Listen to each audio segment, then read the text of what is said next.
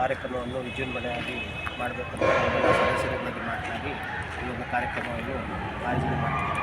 Actually November 1 ತುಂಬ ರಜೆಗಳು continuous ಆಗಿದ್ದರಿಂದ ನಾವು ಆಗ ಕಾರ್ಯಕ್ರಮ ಮಾಡೋಕ್ಕೆ ಸಮಂಜಸ ಆಗಲಿಲ್ಲ. ಯಾಕಂದರೆ ನಮ್ಮ ಕಾಲೇಜು ಸ್ಟೂಡೆಂಟ್ಸ್ ಎಲ್ಲ ಬರಬೇಕಾಗಿತ್ತು. ಹಾಗಾಗಿ 15ನೇ ತಾರೀಕು ನಾವು 69ನೇ ಕನ್ನಡ ರಾಜ್ಯೋತ್ಸವವನ್ನು ಹಮ್ಮಿಕೊಂಡಿದ್ದೇವೆ.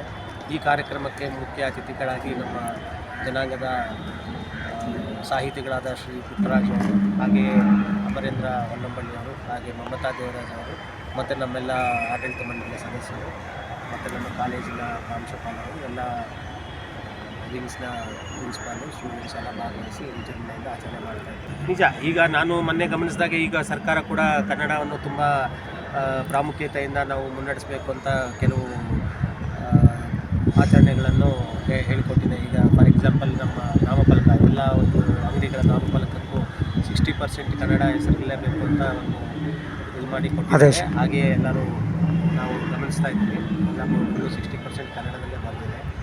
ಒಂದೇನೆಂದರೆ ನಮ್ಮ ಇಡೀ ಭಾರತದಲ್ಲಿ ಕರ್ನಾಟಕ ರಾಜ್ಯ ಒಂದು ರಾಜ್ಯ, ಎಲ್ಲ ಭಾಷಿಕರನ್ನು ಅಣ್ಣ ತಮ್ಮಂದಿರಾಗಿ ನೋಡಿಕೊಂಡು ನಾವೆಲ್ಲರೂ ಸೇರಿಸ್ಕೊತೀವಿ. ಅದಿರಲಿ, ಅದು ಒಂದು ಕಡೆ. ಆದರೆ ನಮ್ಮ ಒಂದು ಕನ್ನಡ ಭಾಷೆಯ ಒಂದು ಅಸ್ಮಿಬೇಕು, ಅದನ್ನು ನಾವು ಕೊಡಲೇಬೇಕಾಗಿದೆ. ಒಬ್ಬ ಮನುಷ್ಯನಾಗಿ ಅಥವಾ ಒಬ್ಬ ಇಂಡಿವಿಜುವಲ್ ಆಗಿ ನಾವು ಕನ್ನಡಕ್ಕೆ ಎಷ್ಟು, ನಮ್ಮ ಭಾಷೆಗೆ ಎಷ್ಟು ನಾವು ಪ್ರಾಮುಖ್ಯತೆ ಕೊಡ್ತೀವೋ ಅದು ತುಂಬ ಮುಖ್ಯ. ಹಾಗೆಯೇ ಇಲ್ಲಿ ನಮ್ಮ ಜೊತೆ ಬೇರೆ ರಾಜ್ಯದವರು, ಬೇರೆ ಭಾಷಿಕರು ನಮ್ಮ ಜೊತೆ ಏನು ಬಂದಿದ್ದಾರೋ ಅವ್ರಿಗೂ ನಾವು ಕನ್ನಡ ಕಲಿಸೋದ್ರಿಂದ, ಕನ್ನಡವನ್ನು ಜೊತೆ ಮಾತಾಡೋದ್ರಿಂದ ಕನ್ನಡವನ್ನು ನಾವು ಇನ್ನಷ್ಟು ಗಟ್ಟಿಗೊಳಿಸಿ ನಮ್ಮ ಏನು ಒಂದು ಇತಿಹಾಸ ಇದೆ ಕರ್ನಾಟಕದ ಒಂದು ಕನ್ನಡ ಭಾಷೆಗೆ, ಆ ಇತಿಹಾಸವನ್ನು ನಾವೆಲ್ಲರೂ ಅರ್ಥಕೊಂಡು ಆ ಒಂದು ನಿಟ್ಟಿನಲ್ಲಿ ಕೆಲಸ ಮಾಡಬೇಕು ಅಂತ ನನ್ನ ಒಂದು ಅನಿಸಿಕೆ. ಸರ್, ಕೆಲಸ ಒಂದು ಏನು ನಮ್ಮ ಒಂದು ಮೀಸಲಾತಿ ಹೇಳ್ತಾ ಇದ್ದಾರೆ, ಈವನ್ ಪ್ರೈವೇಟ್ ಸೆಕ್ಟರಲ್ಲಿ ಕೂಡ 60% ಕನ್ನಡಿಗರಿಗೆ ಮೀಸಲಾತಿ ತುಂಬ ಒಳ್ಳೆಯದು. ಯಾಕಂದರೆ ಆಗ ಅಟ್ಲೀಸ್ಟ್ ಕನ್ನಡದವ್ರಿಗೆ ಏನು ನಾವು ಈ ಒಂದು ನಮ್ಮ ಭಾಷೆ, ನಮ್ಮ ನೆಲ, ನಮ್ಮ ಜಲನ ಉಪಯೋಗಿಸ್ಕೊಂಡು ಯಾವ್ಯಾವ ಸಂಸ್ಥೆಗಳಲ್ಲಿ ತುಂಬ ಚೆನ್ನಾಗಿ ಕಾರ್ಯಪ್ರವೃತ್ತಿ ಆಗಿವೆಯೋ ಅದರಲ್ಲಿ ನಮ್ಮ ಭಾಷಿಕರಿಗೆ ಒಂದು 60% ಮೀಸಲಾತಿ ಕೊಡೋದ್ರಲ್ಲಿ ತಪ್ಪೇನಿಲ್ಲ. ಆ ಒಂದು ಅಂದರೆ ಅರ್ಹರಿರೋರಿಗೆ ಕೊಡೋ ಒಂದು ಕೆಲಸ ಆಗಬೇಕಾಗತ್ತೆ.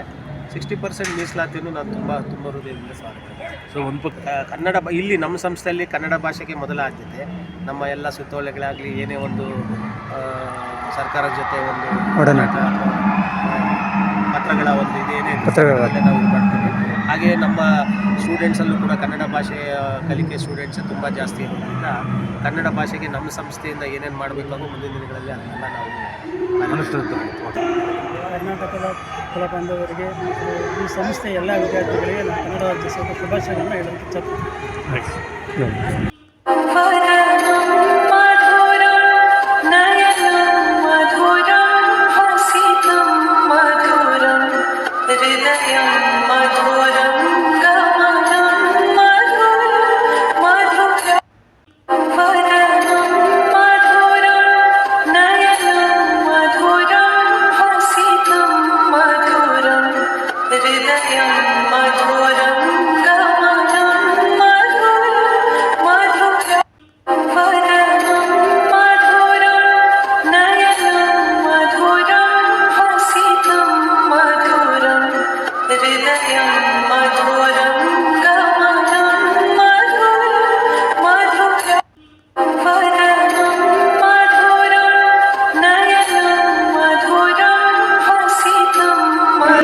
ಚಿಕ್ಕ ಮಕ್ಕಳು ಫಸ್ಟ್ ಸ್ಟ್ಯಾಂಡರ್ಡ್ ಮಕ್ಕಳಿಗೆ ಸ್ಟ್ರೆಸ್ ಅಂತಾರೆ. ಆ ಸ್ಟ್ರೆಸ್ ರಾಷ್ಟ್ರದ ಕಲ್ಪನೆಯನ್ನು ಸ್ವೀಕರಿಸಿ ನಮ್ಮಲ್ಲಿ ಎಲ್ಲವನ್ನ ಭೇದಗಳನ್ನು ಬದಿಗಿಟ್ಟು ದುಡಿಯುವ ಹೋರಾಡುವ ಕಾರಣಕ್ಕಾಗಿ ಅದು ಬಂತು.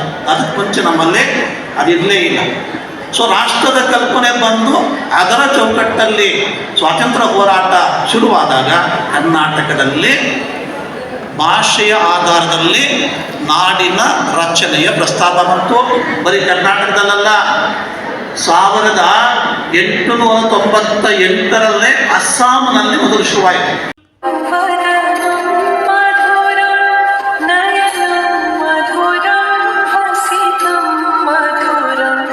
ಹೃದಯ